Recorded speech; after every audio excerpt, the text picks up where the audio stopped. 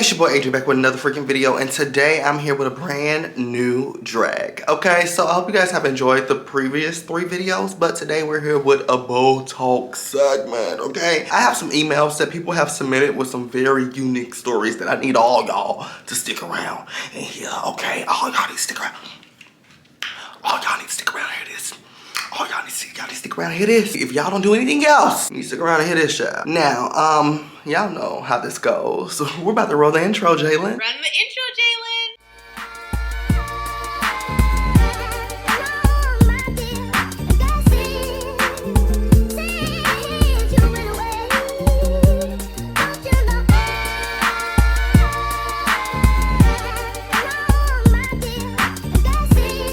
Now, before I get into today's video, I'm going to say if you have not ever seen my face before, please subscribe, okay? Please give it a big old thumbs up and please leave a comment on how you feel about today's video.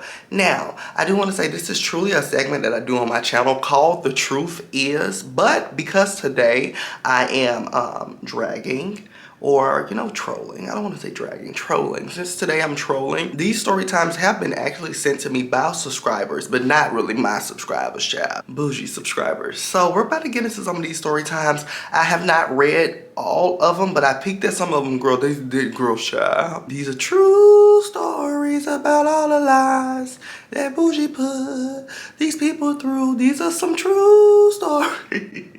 These are some true stories, child. Now, if you want to email me formally and not be included in this, actually be in, you know, my invite segment that I do on my channel called The Truth Is, because that's the title of my actual advice segment, please email me at Contact Jalen Porter. It's on the screen and also in the description box. Screenshot it, girl, because if you have a story to tell about anybody, your homegirl, your sister, your mama, your auntie, your friend, your boyfriend, your girlfriend, anybody, email me and I'll be sitting over here giving you the advice of your life. But today we're gonna do some Boetalks. Now let's grab my MacBook so we can read some of these stories, okay? Now, this first story that I'm gonna read is titled, I Was a Part of a Cult. The email says, Dear Jalen, I would like to remain anonymous and I need your advice. I was a part of a cult last year and I didn't know it honestly until you exposed it. I was part of a YouTuber's community that was supposed to be about community and making new friends. I come to find out years later after watching her content and paying for her membership and donating to her quote-unquote charity, she's a fraud.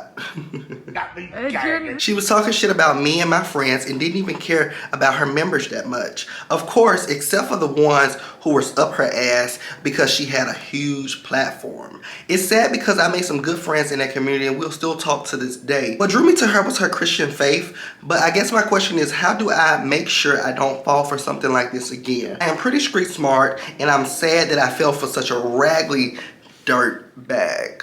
Aww. My advice to you is, honestly, you have to see how things go. There's no really way of avoiding situations because like I say on all of my stories, baby, sometimes I just sit around and see how things will play out. You can't really avoid situations unless you see something as a huge, big red flag in the beginning. But as in your story, you didn't really know until later in the fact. You have been supporting her for years. You have been, you know, showing her love, supporting in her membership, and things kind of, you know, hit turbulence at the end of the relationship. So my advice to you, honestly, is don't let this one experience shame you from making friends, also being in other people's discourse, or also even supporting people on YouTube, wherever you may support them.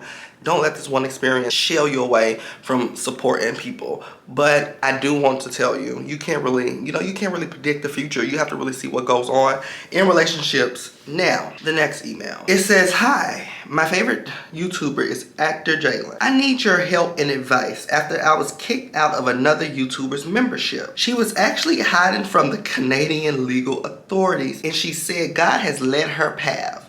Yet she talks about offering herself every few months since she's been on the run. Now, the perks that I signed up for, including one of the one-on-one FaceTime calls, were never delivered after several months. I kept my faith in this YouTuber, though the YouTuber said she was a Christian. This membership, including the Discord, which was great at first, but then it got very demonic. I understand that, honey. I understand that. The email continues to say, she even secretly hated members and she would talk shit about them. They got on group calls to contact a recent removed member's apartment complex to get them evicted. Oh my goodness, is this play about us? Wait, is this fucking play about us? Is this play About us? Oh my God. Who sent this email? She says, if you don't worship this YouTuber, she will singularly hand destroy your life.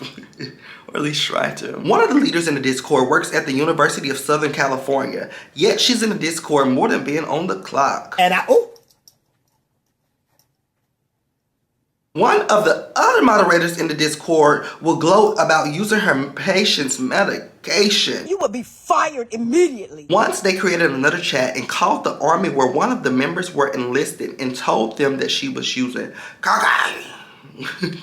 I'm not sure if she admitted in that group that she was using cocaine, but she currently does not know why she was kicked out of the army and still is paying for Sabrina's subscription. The group has tried to ruin many lives. If you don't agree with the Fugitive YouTuber, my question is, should I reach out to the member that was kicked out of the military? Hell yeah. I don't know if the member is here because these are our true stories. I don't know if the member is watching today, but if you're watching today, baby, that's why you were kicked out of the military. Now, I don't know if you're on them lines, and if you are, you gotta stop it, because you can't be fighting for my life on no lines. But hey, that's why you were kicked out of the military, all right? Next story doesn't have anything to do with a Fugitive YouTuber. It's actually one of my normal subscriber emails. So the next email reads and says, so me and my ex broke up about 2 months ago, and I was drunk and local one night and ended up Ubering to his house. No, I'm a little hot, okay? It's getting hot over here in Memphis. So back to the email. Ubering to his house, okay? Ubering to his house after one night, fast forward a month, I end up pregnant. I was messing with another dude, not anything sexual. But I don't want to drop my new piece for my ex piece that got me pregnant. What should I do? Girl, this is too much. You can't do it!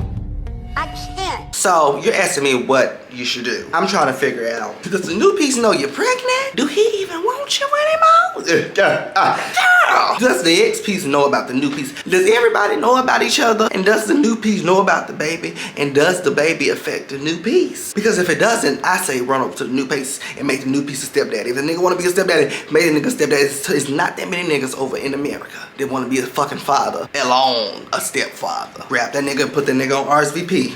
Reserve that nigga immediately. Now, we're gonna read the final story for, today's Boetalks segment. Hi.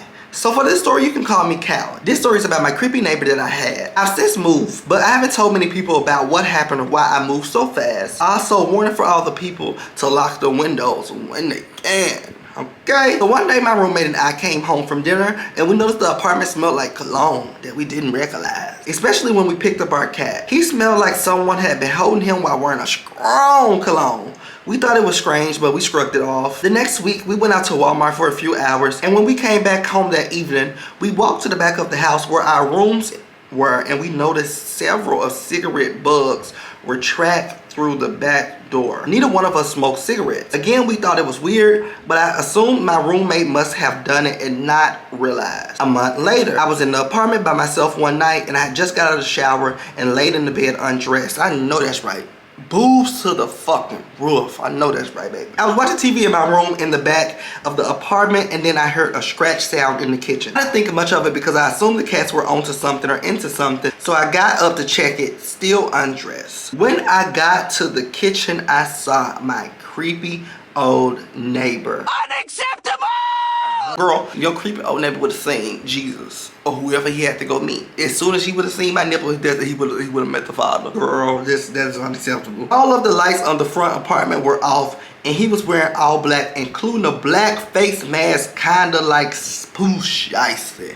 She said shiesty, but I threw poo in there. I kind of jumped back and said, oh my God, what are you doing here? And he replied, I thought I smelled smoke, so I was checking to make sure nothing here was on fire. Nothing here was on fire. And there was no smoke or anything. So I said, no, you can't think so.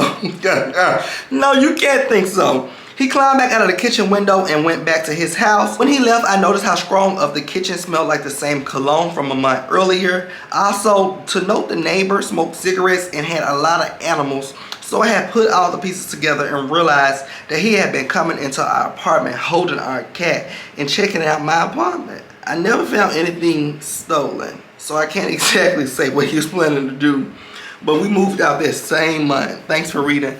I don't know what he was coming in there to do. Was he just coming in there jacking off, holding the cat, jacking off, holding the cat?